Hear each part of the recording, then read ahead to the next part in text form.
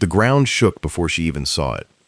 That is the thing about Yellowstone. You can stand in one of the most spectacular landscapes on the entire planet, surrounded by steaming geothermal vents and ancient lodgepole pines, and skies so vast they seem to belong to another age entirely, and you can feel like you are the most fortunate person alive.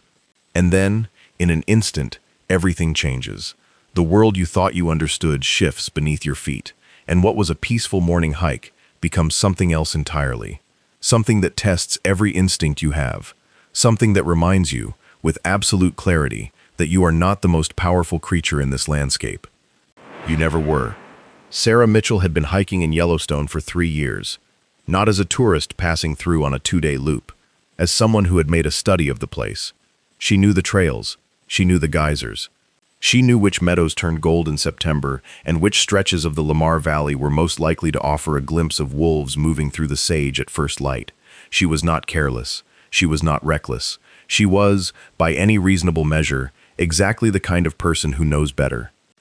And yet on a Tuesday morning in late summer, with the temperature still cool and the mist still clinging to the valley floor, Sarah found herself pinned against a wooden trail marker, 4 feet from a bison that weighed somewhere in the region of 2,000 pounds, with nowhere to go and no clear idea of how she was going to survive the next few minutes.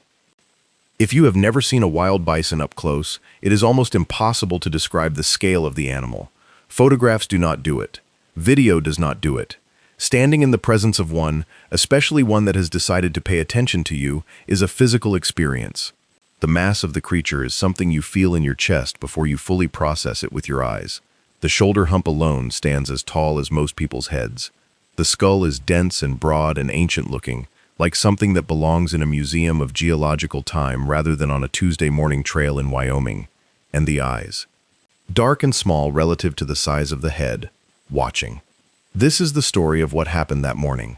But more than that, it is the story of what that morning reveals about bison themselves, about the particular and extraordinary nature of these animals, about how they came to be here, in this valley, in these numbers, about what they need, about what they fear, and about what happens when the oldest animal in North America decides that you are standing too close. If you find yourself drawn to stories from the wild edges of the world, stories where survival is not guaranteed, and where nature makes its own rules, then stay with us. There is a great deal more to come. Bison are not aggressive in the way that a cornered wolf is aggressive, or in the way that a bear defending cubs is aggressive. Those are animals responding to threat with threat. Bison aggression, when it comes, is something more primal than that. It is territorial in the deepest sense.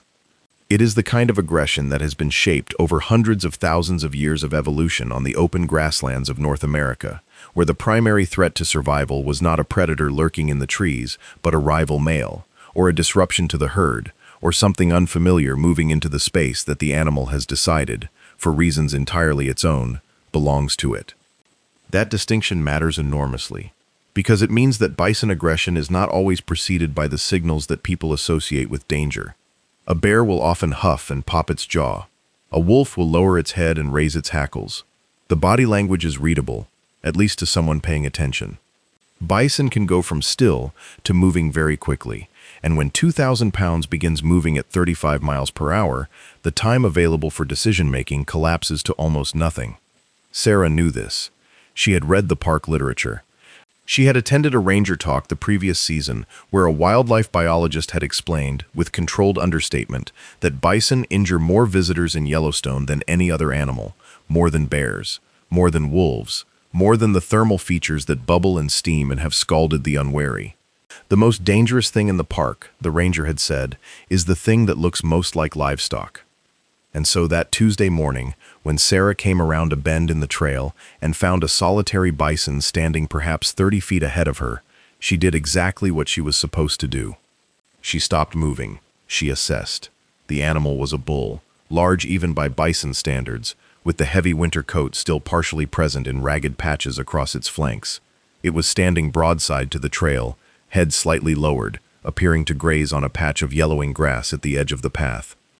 She looked for escape routes. To her right, the trail dropped away into a steep rocky slope, loose footing and no good cover. To her left, the land was more open, but offered nothing to put between herself and the animal. Behind her, The trail curved back through a dense stand of lodgepole pine. She could retreat, that was the option. Back around the bend, give the animal space, wait for it to move on. Standard practice. Sensible. She began to move backward, slowly, keeping her eyes forward without making direct eye contact. Not because bison are particularly triggered by eye contact the way some animals are, but because looking away entirely means not seeing what is happening. She had taken perhaps 6 steps when the bull lifted its head. It turned toward her. Not aggressively, not yet, simply orienting. Fixing on the thing that was moving in its peripheral vision. Bison eyesight is not exceptional by mammalian standards. They rely heavily on smell and on movement. Sarah had been moving, and now the animal knew exactly where she was. She stopped. The bull watched her. She waited. This is the particular horror of this kind of encounter. Not the sudden charge, which at least resolves into action, but the waiting, the not knowing. The animal is making a calculation that you cannot read. It is processing information about you through senses you do not have full access to. Is it smelling fear in the particular chemical signature of your sweat? Is it reading something in the way you are holding your body? Is it deciding you are prey or competition or simply an annoyance to be removed from its immediate vicinity? You have no way to know. You can only stand there, breathing, watching, trying to control the cortisol flooding your bloodstream because you have been told that panic will make this worse. The bull took a step toward her, then another. Sarah had 3 options and less than 2 seconds to choose. She could run, which every piece of advice she had ever received told her not to do. Running triggers pursuit in a prey-predator dynamic, and even if bison are not predators, the reflex exists, and a running human is a fleeing thing, and a fleeing thing activates the instinct to chase. She could stand her ground and risk the animal interpreting her presence as a challenge, or she could move, slowly and deliberately, off the trail and try to increase the distance between them. She moved. Sideways. Not directly away, which would mean turning her back. Not directly toward the animal, which would mean closing the distance. Sideways, angling toward the wooden trail marker post that stood at the edge of the path. It was not cover in any meaningful sense. It was a 4-inch wooden post. But it was something solid, and in a moment where solid things feel scarce, she moved toward it. The bull stopped. It was looking at her with that particular quality of bison attention that wildlife biologists describe as pre-charge assessment. The head lowered slightly. The tail, which had been hanging naturally, began to rise.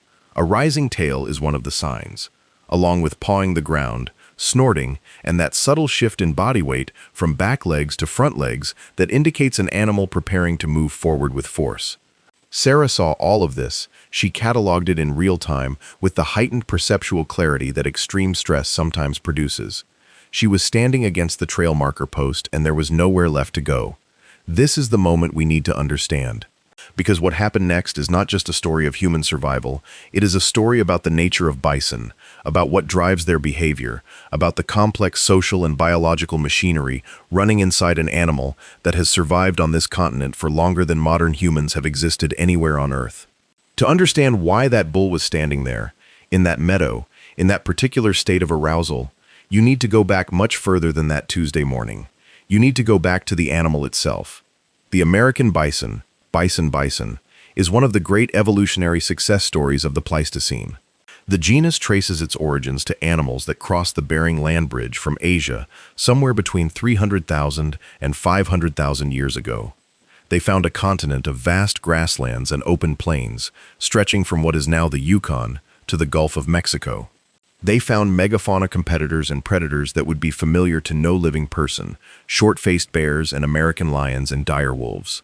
They adapted and endured and diversified, and by the time human beings arrived in significant numbers on the North American continent, bison were already the dominant large herbivore on the landscape. At their peak, before European settlement changed everything, estimates of bison population on the North American plains range from 30 million to 60 million animals. These are numbers that challenge the imagination, herds that stretched from horizon to horizon. Herds that the early European explorers described as covering the earth as far as the eye could reach. Herds so vast that they altered the shape of the land itself, creating wallows and trails and grazing patterns that persisted for generations in the soil and vegetation. The relationship between bison and the grasslands of North America is not incidental. It is foundational.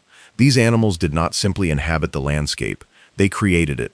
Their grazing patterns, their wallowing, their movement from one area to the next, all of this drove the particular ecology of the Great Plains in ways that the continent's other species, including the grasses themselves, evolved alongside and in response to. Bison are what ecologists call a keystone species. Remove them, and the entire system shifts in ways that cascade unpredictably through every level of the food web and the physical environment. This is exactly what happened. Between roughly 1870 and 1889, the bison population of North America collapsed from those tens of millions to fewer than 1,000 animals. The speed and totality of that collapse is almost incomprehensible.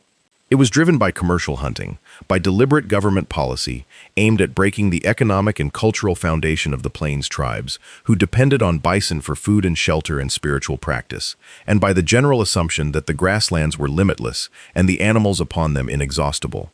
They were not. By the 1880s, the great herds were gone. The plains were silent in a way they had not been for hundreds of thousands of years. The wolves that had followed the herds had nothing left to follow. The grizzly bears that had relied on bison carcasses as a food source lost that resource. The grasslands themselves began to change. And the Plains tribes, the Lakota and the Comanche and the Blackfoot and others, whose cultures had been organized around the bison for millennia, faced something beyond what words in any language have historically been adequate to describe. A small number of bison survived in the most remote and inaccessible corners of the continent. The most significant of these remnant populations was in Yellowstone. Yellowstone's geographic isolation, the high plateaus and deep canyons and harsh winters that made it inconvenient for hunters and difficult for commercial operations, had inadvertently created a refuge. By 1902, the Yellowstone bison herd had been reduced to somewhere between 23 and 50 animals, a number that biologists now recognize as being in the territory where the mathematics of small populations begin to work against long-term viability, inbreeding depression, random catastrophic events, simple bad luck. The fact that there are now approximately 5,000 bison in Yellowstone and growing herds in other protected areas across the continent is one of the genuine conservation successes of the 20th century. It required active intervention, careful management, and a fundamental rethinking of how human beings relate to the animals with whom they share the landscape. It is a story worth knowing, and it is the context in which Sarah Mitchell found herself pinned against a trail marker on a Tuesday morning in late summer, because the bull standing 15 feet away from her was not a zoo animal, and not a domestic animal, and not an abstraction. It was the living embodiment of a species that had survived everything the continent had thrown at it, and it had its own ideas about the piece of meadow it was standing in. The late summer timing is critical to understanding the bull's behavior. Bison rut, the breeding season, runs roughly from late July through September. During this period, the entire social order of a bison herd is reorganized around reproductive competition. Bulls that have spent much of the year in relative peace, grazing and moving and conserving energy, transform into animals oriented entirely around status and access to females. They are louder during rut. They are more mobile. They are more reactive to anything that enters their sensory field as a potential challenge or disruption, and they are significantly more dangerous to approach. The bull Sarah encountered was likely at the peak of that cycle. The partially shed coat, the heavy shoulder development, the particular quality of his attention, all of this pointed to an adult male in full rutting condition. He was not looking for a fight with Sarah. She was not, from his perspective, a rival bull or a threat to cows, but she was something in his space. Something that had been moving and had stopped and was now standing very still against a wooden post and was breathing and smelling of cortisol and fear. And he was an animal whose nervous system, refined over hundreds of thousands of years, was primed to respond to disruption. A bison charge, when it comes, can reach 35 miles per hour within a few strides. The animal is not graceful in the way that a cheetah accelerating is graceful. It is massive and direct, and generates an impression of unstoppable momentum that is, in the most literal sense, exactly what it is. At 2,000 pounds and 35 miles per hour, a bison delivering a full impact hit will cause injuries that almost certainly require emergency medical treatment and may well be fatal. There are documented cases in Yellowstone of bison goring and throwing adult humans significant distances through the air. The tail was rising. Sarah told the interviewer several weeks later that she remembers thinking with a clarity that surprised her that she needed to be boring, not small, not still, boring. She needed to be the least interesting thing in the bull's environment, the thing most worth ignoring, the thing that posed no question the bull needed to answer. She did not run. She stood against the post and breathed as evenly as she could manage, and looked slightly to the side of the animal, rather than directly at it. She did not speak, though the impulse to do so was there. She did not raise her arms. She did not deploy bear spray, which she was carrying, because she understood that discharging bear spray at a bison that was not yet charging might be exactly the kind of novel and alarming stimulus that would convert his interest into action. She waited. The bull pawed the ground once. A single heavy strike with a front hoof that sent a spray of earth sideways. His breath was audible from where she stood, a deep, resonant exhalation through wide nostrils. He was perhaps 15 feet from her at this point, close enough that she could see the individual textures of his coat, the deep brown of the winter fur giving way to the lighter summer flanks, the massive neck with its characteristic hump of muscle and bone. He held that position for what Sarah described as an eternity, and what was, by the best available estimate, somewhere between 45 seconds and 2 minutes. Then he looked away. Not at anything in particular, not because anything drew his attention. He simply redirected his gaze, and with that redirection came a subtle but unmistakable shift in the quality of his body posture. The forward lean relaxed. The tail dropped slightly. He took a step, not toward her, but perpendicular, moving toward the edge of the meadow. Then another step, and another. Sarah stayed against the post for another 3 full minutes after the bull had moved 30 feet away. Then, very slowly, she began to move backward along the trail, one careful step at a time, until the curve of the path and the stand of lodgepole pines were between her and the animal, and she could no longer see him. She sat down on a rock, and her hands were shaking. She told the interviewer that the shaking surprised her, not because she did not understand why her body would produce that response. She understood perfectly. It was the delayed nature of it. During the encounter itself, she had been completely calm, focused, processing. Her hands had been steady. It was only when the immediate danger had passed, when her nervous system understood that it was no longer needed to perform at that particular edge of its capacity, that the shaking arrived. As if her body had been holding itself together by an act of will, and only when that will was no longer required did the physical cost of the effort become apparent. This is a common experience among people who have survived high-stakes wildlife encounters in Yellowstone and elsewhere. The cognitive and physical systems that activate under extreme threat are extraordinary in their precision and their effectiveness. The body knows things that the conscious mind does not. It knows to quiet the shaking until the shaking would be dangerous. It knows to clear the perceptual field of everything except what is relevant. It knows, in some deep inherited way, how to be very still and very present in the presence of something large and dangerous and unpredictable. This knowledge is old, much older than Sarah Mitchell, much older than Yellowstone. It goes back to a time when human beings were regularly in the presence of large and dangerous and unpredictable animals, and survival depended on getting this right. That knowledge, dormant in most of us under the conditions of contemporary life, had served her exactly as it was designed to serve her. She got up after a few minutes and walked back to the trailhead. She reported the encounter to a ranger, as park regulations require. The ranger noted the location and the description of the animal and thanked her and said that the bull had been in that area for several weeks and had been reported twice before, both times for approaching hikers on the same stretch of trail. That detail is important because it speaks to something that wildlife managers in Yellowstone have been grappling with for decades. The park's success in restoring the bison herd has been genuine and significant, but it has created pressures that were not fully anticipated at the outset. A herd of 5,000 bison in a landscape that also receives 4 million visitors per year generates encounters. Not hypothetically, not occasionally, regularly.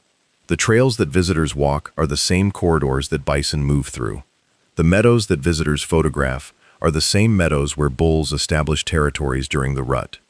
The overlap is structural, built into the geography of the park, and managing it requires both ongoing education of visitors and ongoing monitoring of animal behavior. The Park Service has, in recent years, substantially expanded its bison education program. Signage on trails and at trailheads. Ranger talks at visitor centers. Information in the park app. The core message is consistent and straightforward. Stay 25 yards from bison at minimum. More distance is always better. If an animal approaches you, do not stand your ground thinking the animal will go around you. Move away. Give it the space it is asking for. If you cannot move away because the terrain does not allow it, find something solid to put between you and the animal and wait it out. Do not run. Do not wave your arms. Do not make sudden movements or loud sounds. Most people follow this advice. Most people who follow this advice have encounters that are remarkable and memorable and safe. They see an animal of extraordinary size and presence moving through a landscape where it belongs, and they carry that image with them for the rest of their lives. That is the ideal version of this experience.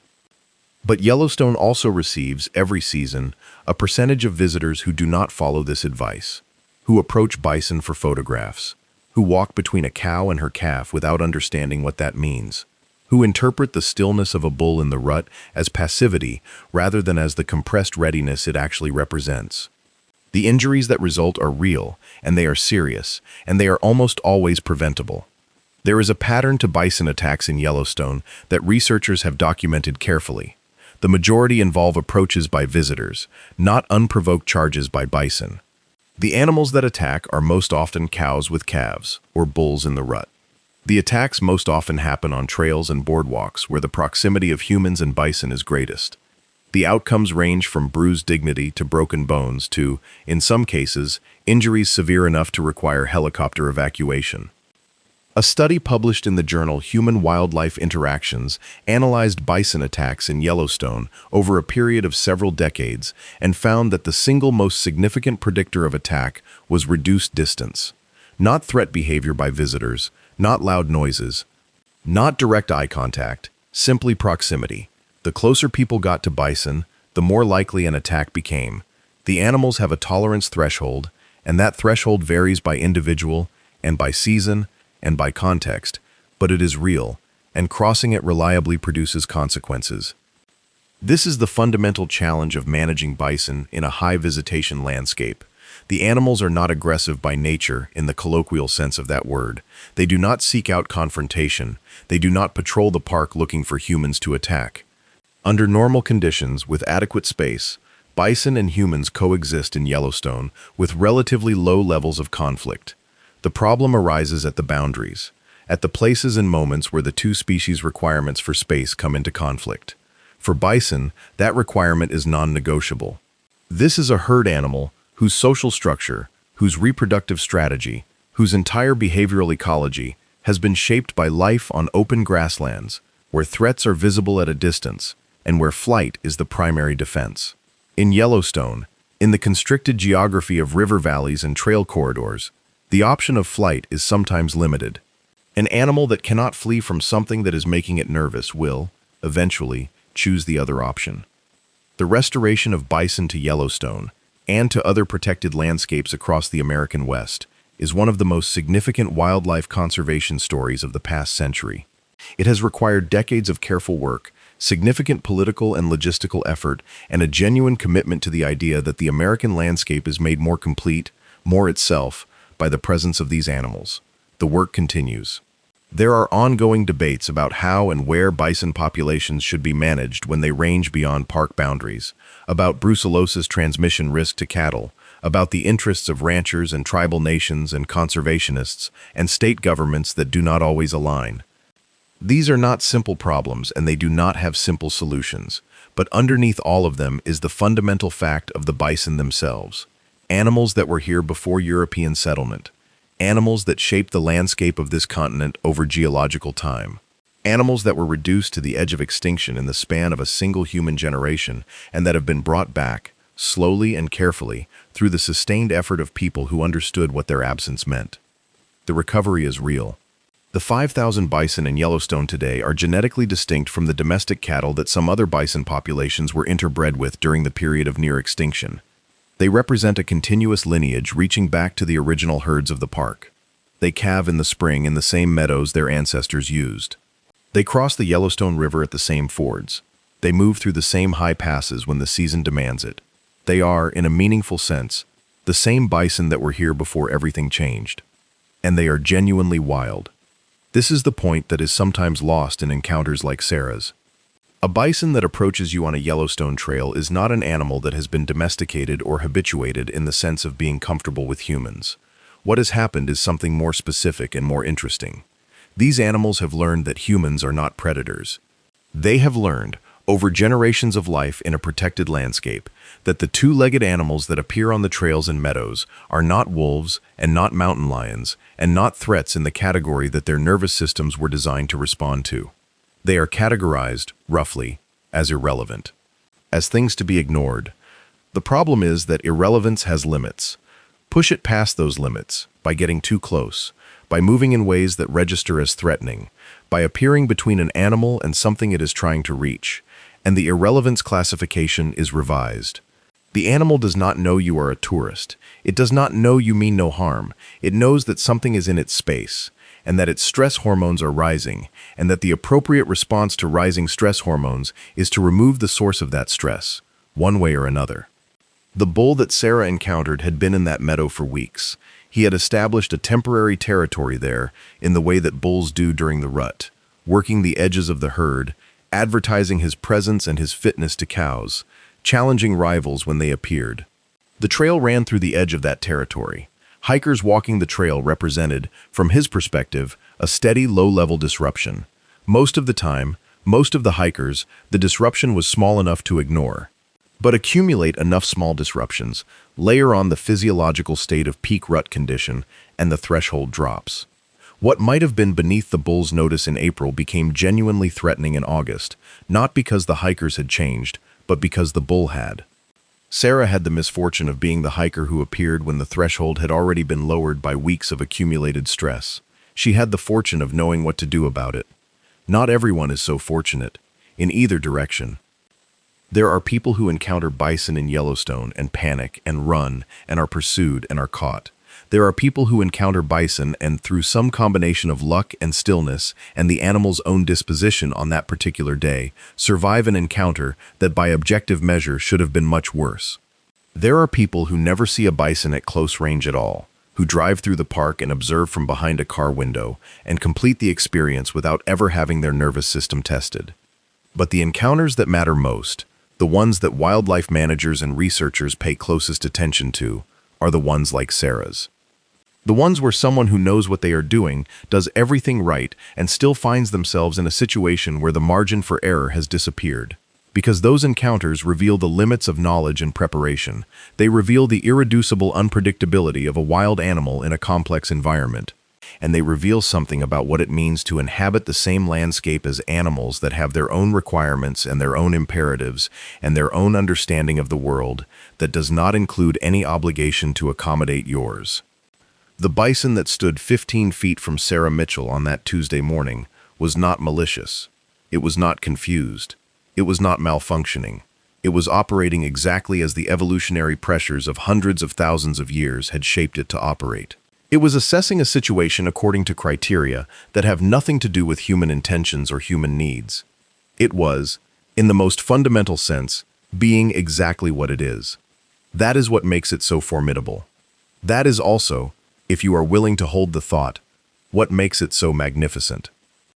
There is a quality to wild animals behaving according to their own nature that is different from any other experience available in the modern world. It is not performance. It is not spectacle designed for an audience. It is simply life happening according to rules that predate human civilization by vast amounts of time. The bison's calculus in that meadow was the same calculus that bison have been running since before the first humans set foot on this continent. Sarah's presence in that calculus was incidental. She was a variable, not the subject. And there is something both humbling and clarifying about being reduced to a variable in someone else's equation. She walked out of the park that afternoon changed, she told the interviewer. Not traumatized. She used that word specifically, not the other word. She said she felt clarified, like something that had been slightly blurry in her understanding of the place had come into focus. She had been coming to Yellowstone for 3 years, with reverence and with care, and with a genuine love for what the park represents. But reverence, she said, can become comfortable. It can become a kind of appreciation that does not fully feel the thing it is appreciating. The 45 seconds or 2 minutes with the bull had given her something that 3 years of careful and knowledgeable visiting had not quite managed to give her: real contact, real presence, the animal as it actually is, rather than as she had experienced it from a respectful distance. She said she would be back in the spring. She said she would bring bear spray, and she would read the trail reports, and she would pay attention to the ranger's advice, and she would give every bison she encountered significantly more space than the minimum required. And she said she would also, every time, feel a version of what she felt in that meadow, the particular aliveness of being in the presence of something genuinely wild, something that does not know your name and could not care less, and is in every way exactly what it is. The recovery of bison in Yellowstone is, at its core, the recovery of a relationship, not between humans and a managed animal population, though it is that too, but between a landscape and the creature that shaped it, and between both of them and the human beings who now share the space. That relationship is complicated, and it requires constant attention, and it occasionally puts people against trail markers with nowhere to go. But it is also the realest thing available in a landscape that has been set aside precisely because reality, in all its weight and unpredictability and indifference to human convenience, is worth preserving. The Yellowstone bison herd winters in the thermal valleys of the park's interior, where geothermal heat keeps the ground soft enough to dig through even under several feet of snow. They use their massive heads as snowplows, sweeping back and forth to expose the grasses beneath. A bull can move several 100 pounds of snow in a single morning's feeding, and he will do this every day through a Wyoming winter without apparent distress. The cold that would hospitalize a human being in hours is simply weather to a bison. The snow that would make travel impossible on 2 legs is navigable on 4, with enough mass and enough accumulated evolutionary intelligence about how to use it. They gather in the thermal areas for warmth as well as access to food. The geysers and hot springs and fumaroles that make Yellowstone unique on the planet also create, in winter, a kind of microclimate in the valleys around them. Small areas where the air is warmer, where frost comes later and leaves earlier, where a large animal can stand and absorb a few degrees of heat from the earth itself. Bison have been using these thermal areas in winter for as long as bison have been in Yellowstone, and possibly much longer. The behavior is not learned. It is simply what bison do, expressed in this landscape, refined over the generations since the park became their primary refuge. In spring, the herds move. The cows and their newborn calves move first, drawn by the fresh growth of grass that follows the snowmelt uphill through the park's elevation gradient. The calves, born orange in the way that bison calves always are, their coats deepening to brown over the first months of life, have to keep up with their mothers immediately. There is no nursery period in the way that some species provide. The calf that cannot keep up with the herd within hours of birth is a calf that is unlikely to survive. Yellowstone has wolves now, restored in the 1990s in one of the most significant and contested wildlife management decisions in American history, and they follow the calving herds in spring because they understand the mathematics of new life just as well as any wildlife biologist. The bulls follow the cows and calves through the summer, and by late July, the social separation between bulls and the main herd has collapsed.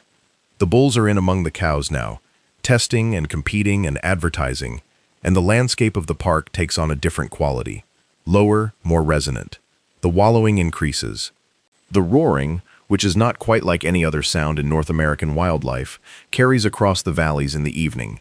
You can hear it from a long way off, a deep rolling bellow that sounds like something between a foghorn and a growl, and it tells you something specific about where you are and what is happening there, and why you should pay attention to the distance between yourself and its source. This is the sound Sarah Mitchell heard, faintly, on the morning she came around the bend in the trail. She told the interviewer that she had heard it, and had noted it, and had assumed the animal was farther away than it turned out to be. Sound in Yellowstone moves in unpredictable ways. The terrain redirects it. The wind carries it or blocks it. She had calibrated for a wider margin, and the margin had not been as wide as she thought.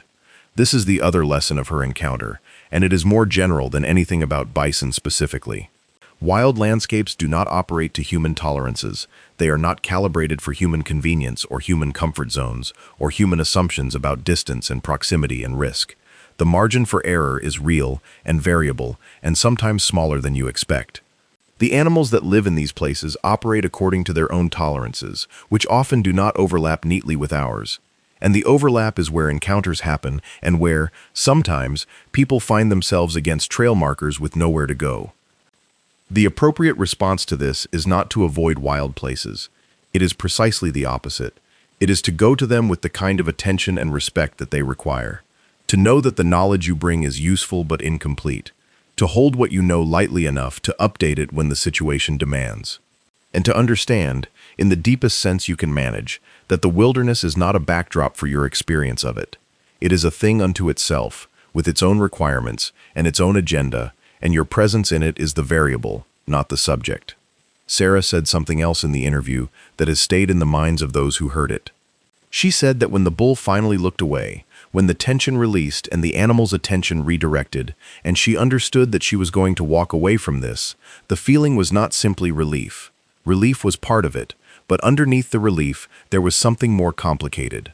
Gratitude, she said, for the animal. Not because it had spared her, as if it had made a decision in her favor, but because it had been, completely and unself-consciously, and without any regard for what she thought about it, exactly itself. And in being exactly itself, it had shown her something about what the world is made of, at the level below the human arrangements we lay over the top of it.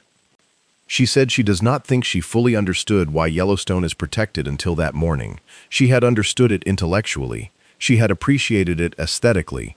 But the understanding that arrived standing against a trail marker with a 2,000-pound bull 15 feet away was something different. It was the understanding that the world contains things that do not need to justify their existence to you. Things that have been here far longer than you, and that have their own claim on the landscape that has nothing to do with whether you find them convenient or beautiful or appropriately deferential to your presence. The bison had been in that meadow long before the trail existed. The trail was built through his landscape, not the other way around. That is the truth that Yellowstone holds, if you are willing to stand still long enough to feel it. Not the geysers erupting on schedule, not the wolves moving through the valley at distances safe enough to admire, not the thermal features bubbling at the edge of boardwalks designed to keep you at an appropriate remove. The truth is closer than that. It is 15 feet and rising tension, and the particular quality of a bull bison's attention when he has decided to consider you. It is every animal in the park living according to its own imperatives in a landscape that has been set aside, imperfectly and with ongoing argument and difficulty, because something in the human understanding of the world recognized that some things should be allowed to remain what they are. The bison survived. They survived the Pleistocene's ending and the arrival of human hunters on the continent, and the collapse of the great herds, and the reduction to a few dozen animals in the most remote corners of Wyoming. They survived all of that, and they are here now, 5,000 of them in Yellowstone alone, wallowing in the summer dust and roaring through the rutting season, and snowplowing through the thermal valleys in winter, and calving in the spring meadows, and occasionally pinning hikers against trail markers on Tuesday mornings. They are here. They are real, and they do not need your permission or your approval or your understanding to go on being exactly what they are. Sarah Mitchell walked out of the park that afternoon with shaking hands, and 3 years of reverence deepened into something that no longer required the word reverent. She had been there. She had seen it. She had felt it, in the most literal sense of the word, in her chest and her hands, and the particular quality of her attention in those 45 seconds or 2 minutes against the wooden post. She is going back in the spring. She will give the bison more space than the minimum required. She will carry bear spray and read the trail reports and listen to the ranger's advice. And she will also, every time, carry with her the memory of what it felt like to stand 15 feet from something genuinely wild and wait for it to decide what came next. That is Yellowstone. That is what it is for. That is why it exists. Not as a museum of the natural world, not as a safe place to observe animals at a comfortable distance, but as a place where the world is still itself, where the bison still roar in the rut, and the wolves still follow the calving herds, and the grasses still grow according to the pattern of grazing and trampling and wallowing that the bison themselves have imposed on the land for longer than any human institution has existed on this continent. It is not always safe. It is not always comfortable. It is not always what you expected. It is better than all of that. It is real. And if you are ever standing on a Yellowstone trail and you come around a bend and there is a bull bison standing 30 feet ahead of you, stop moving. Assess. Look for your options. Give the animal every bit of space you can find, and understand that you are in the presence of something that has survived everything and intends to go on surviving, and that your job in that moment is simply to be the least interesting thing in its environment. If you manage that, you will walk away. And if you walk away, you will carry it with you. Everything that matters about wild places is in that moment, in the waiting, in the breathing, in the particular quality of attention that belonging to the natural world, even briefly and contingently and against your will, produces in a human being. Do not waste it.